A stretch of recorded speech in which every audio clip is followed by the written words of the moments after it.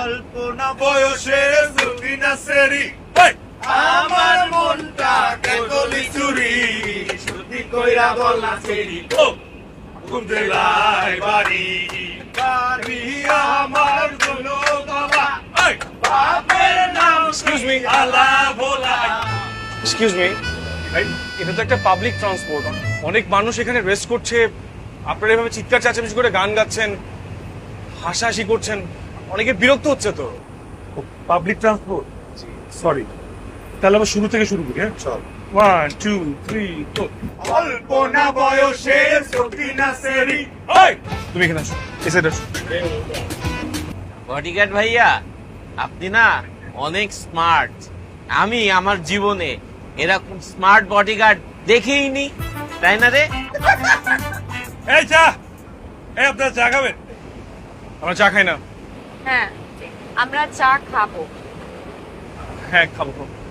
চা দেন চা দেন। আমি খাবো। খাইস না! এই গরম চা আস্তে খা, জিব্বা পুড়ে যেতে পারে। সরি বাবু, সরি। আমি তোকে বসে দিয়েছি। আমি বলেছি তোমাকে আমার সাথে যেতে। এই যে করো না তুমি। এক্সকিউজ মি, একটা মিনিট। ওকে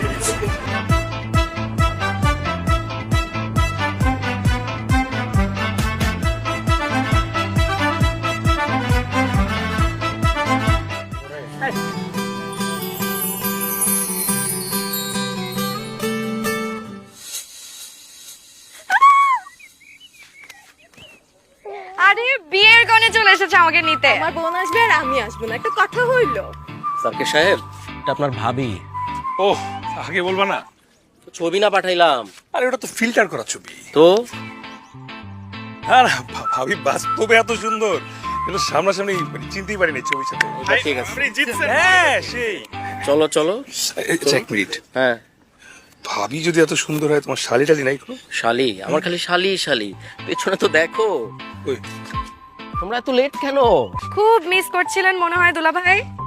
তোমার বোন আমার লাইফে আসার পর থেকে আমি এখন আর কিছু মিস করি না, শুধু মিসেস করি। অনেক হয়েছে মিথ্যাবাদী।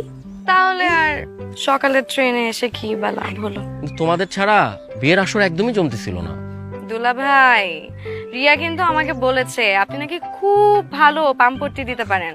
এসব মিষ্টি মিষ্টি কথা বলে আমার সহজ সরল বোনটাকে পটিয়েছেন, তাই না? আচ্ছা বাদ দে তো, আসলে তোদের ছাড়া একদম জম ছিল না।